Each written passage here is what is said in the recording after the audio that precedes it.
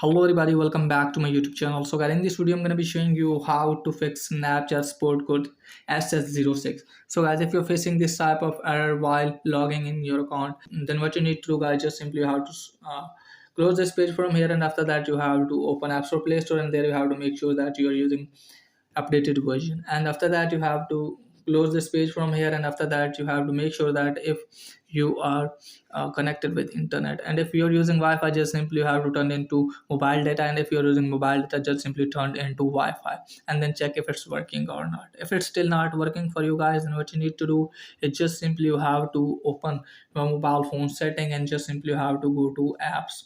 From here guys, just simply have to tap on app management, and just simply have to look at for Snapchat. So from here guys, just simply have to go to storage and cache. Just simply have to clear cache or clear storage, and then you have to force stop the app, and after that hopefully your problem will be fixed. And if once it is there guys, then what you need to do is just simply have to open any browser in your phone, and just simply have to go to Snapchat support.